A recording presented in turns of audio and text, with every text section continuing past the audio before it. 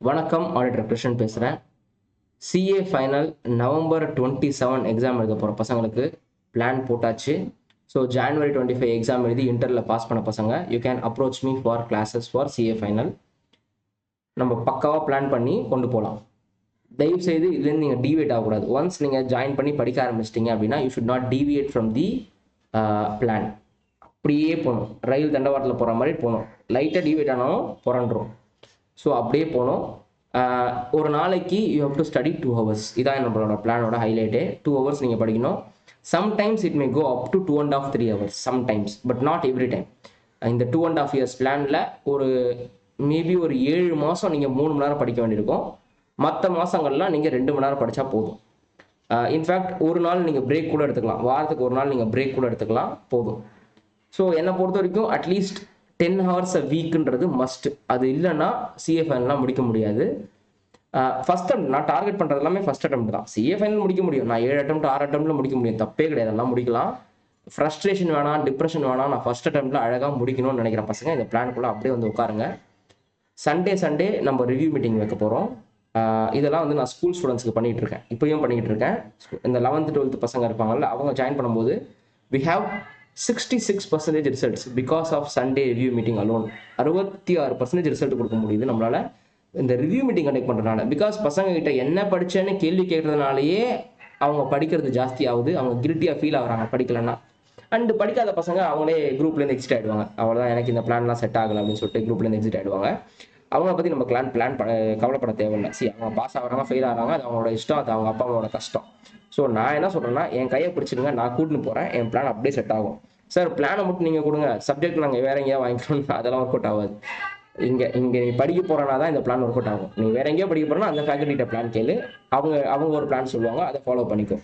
ஆனால் என்னென்னா hand hold பண்ணி கூப்பிட்டு போவாங்களான்றதான் விஷயம். எல்லாரும் என்னென்னா இன்னைக்கு நார்த் இந்தியன் ஃபேக்கல்ட்டியோட கிளாஸ்லாம் வாங்கி பார்க்குறாங்க. நான் வந்து சொல்கிறேன் பாரு, நான் வந்து அறிவில் அவங்க கம்மின்னு சொல்லவே இல்லை, ஆனால் அவங்க உனக்கு கேர் பண்ண மாட்டாங்க. நான் ஓப்பனாக சொல்கிறேன், ரொம்ப ரொம்ப ரொம்ப ரொம்ப ரொம்ப கம்மி பர்சன்டேஜ் தான் அவங்க உனக்கு கேர் பண்ணுவாங்க. பிகாஸ் அவங்களுக்கு நீ ஒரு ஸ்டூடெண்ட் இல்லை, நீ வந்து 1650 ஸ்டூடெண்ட்ல ஒரு ஸ்டூடெண்ட்டாக இருப்ப. ஓகே, அவங்களுக்கு உன் பேரும் தெரியாது, நீ யாரும் தெரியாது, ஒன்றுமே தெரியாது. இப்போது நான் வந்து எப்படி என் இன்டர் பசங்களை ரெடி பண்ணணும், எப்படி என்னோட ஃபவுண்டேஷன் பசங்களை ரெடி பண்ணணும், அதே மாதிரி என் ஃபைனல் பசங்களை ரெடி பண்ணுவேன். அதெல்லாம் பண்ணிக்கிட்டு இருந்த ஆள் தான். நடுப்புற தான் இந்த கோவிட் டைமில் நம்ம வந்து ஃபவுண்டேஷன் இன்டர் பெருசாக கான்சன்ட்ரேட் பண்ணனால ஃபைனலில் கொஞ்சம் விட்டேன். இப்போ திருப்பி மே 27 ஃபைனல் பசங்களை ரெடி பண்ண ஆரம்பிச்சிட்டேன். தீயா வந்து இருக்காங்க, இந்த கிரிமாறன் பிராட்ச் வந்துட்டு இருக்கு, நல்லா படிச்சுட்டு இருக்காங்க. கிரிமாறன் பிரணவ்லாம் நல்லா படிச்சுட்டு இருக்காங்க. என் பிளானில் கொஞ்சம் செட் ஆகிட்டு இருக்காங்க. பிரணவ் தான் கொஞ்சம் டைம் எடுத்துக்கிறான், பட் கிரிமாறன் அப்படியே நான் சொன்னது அப்படியே செஞ்சுட்டு இருக்கான். Even though is working in big 4. ஹைலைட்டே அதுதான். அதாவது சின்ன ஃபர்மில் மிட் சைஸ் ஃபர்மில் ஒர்க் பண்ணுறவங்கலாம் வந்து ஐயோ எனக்கு உடம்பு வலிக்குது, என் கை கால் வலிக்குதுன்றான். ஆனால் பிக் 4 ஒர்க் பண்ணுற பையன் நான் சொன்னது அப்படியே செஞ்சுக்கிட்டு இருக்கான். அதாவது புயலா வெயிலா இடியா மழையா தெரியாது, ஆனாலும் அவன் படிக்கிறான். கரெக்டாக நான் சொன்ன டைமில் படிக்கிறான். டெய்லி எனக்கு ரிப்போர்ட் பண்ணுறான். நான் வாரத்துக்கு 2 நாள் ரிப்போர்ட் பண்ண சொல்லியிருக்கேன், ரிப்போர்ட் பண்ணுறான். அதுதான் டிசிப்ளின், அதுதான் சிஏ ஃபைனலில் பாஸ் பண்ண வைக்கும், அதுதான் இன்டர்ல அவனை ரேங்க் வாங்க வச்சிச்சு. ஸோ நம்மகிட்ட இருக்க போகிறதோ கையடக்கமான ஸ்டூடெண்ட்ஸ் தான், அது உங்களுக்கே தெரியும். ரொம்ப கம்மியான ஸ்டூடெண்ட்ஸ் தான் சேர்த்துக்க போகிறோம், அவங்கள தான் கைட் பண்ண போகிறோம். எனக்கு கைட் பண்ணுறது பிரச்சனையே இல்லை, எனக்கு அது ரொம்ப பிடிக்கும். பசங்களை ஹேண்ட் ஹோல்ட் பண்ணி கொண்டு போய் அவனை சிஏ பாஸ் பண்ண வைக்கிறதுன்றது எனக்கு பிடிக்கும். ஒரு காலத்தில் சிஏ ஃபைனல் தான் என்னோட கேக் வாக்காக இருந்துச்சு. அப்படியே சிஏ ஃபைனல் தான் ஊறி ஊறி ஒரு வருஷத்துக்கு 35-40 பேட்ச்லாம் எடுத்திருக்கேன். நிஜமாக சொல்கிறேன், 35-40 பேட்ச் எடுத்திருக்கேன் ஒரு வருஷத்துக்கு. ஸோ அப்போல்லாம் வந்து every weekend I will take full day class. Saturday Sunday full day class இருக்கும். 4 வீக்கெண்ட்ஸில் வி வில் கம்ப்ளீட் ஒரு பேட்ச். அதுக்கப்புறம் வந்துட்டு 2 days கிராஷ் கோர்ஸ்லாம் லான்ச் பண்ணியிருக்கோம். நிறைய 2 days கிராஷ் கோர்ஸ் லான்ச் பண்ணியிருக்கோம். அந்த மாதிரி எல்லாம் பண்ணியிருக்கோம் ஒரு காலத்தில். 2016 நினைக்கிறேன், நான் ஒரு 6 மாதம் பிரேக்லாம் எடுத்தேன். அந்த 6 மாதம் பிரேக்லாம் வாரம் நான் ஒரு பேட்ச் எடுப்பேன். ஸோ அப்படிலாம் போயிட்டு இருந்துச்சு ஒரு காலத்தில். ஓகே, சரி, ஓகே, அதை பற்றி நம்ம எதுக்கு பேசணும். ஐ திங்க் 35 பேட்ச் எடுத்துக்க மாட்டேன், ஒரு 20 பேட்ச் எடுத்திருப்பேன் அந்த வருஷத்தில். ஆமாம், 20 பேட்ச் எடுத்திருப்பேன். 35ன்றது 2 வருஷத்தில் எடுத்தேன்னு நினைக்கிறேன், தப்பாக சொல்லிட்டேன். நான் 35 சொல்லிட்டேன், 20 பேட்ச் எடுத்தேன்னு நினைக்கிறேன். 2016 சிஏ ஃபைனலுக்கு 20 பேட்ச் எடுத்தேன்.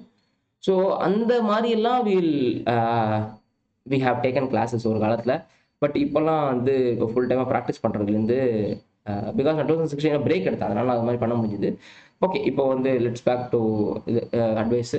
இந்த பிளானில் உட்காருவோம். இந்த பிளான் அப்படியே செட் ஆகும். யூ கேன் ஆஸ்க் மீ வாட்ஸ்அப்பில், சார் நான் பிளானுக்கு ரெடி, உங்ககிட்ட வரதுக்கு ரெடி. என்னோட ஃபீஸ் வந்து ரொம்ப ரொம்ப நாமினலாக இருக்கும், மார்க்கெட்டில் இருக்கிற ஃபீஸோட நாமினலாக தான் இருக்கும்.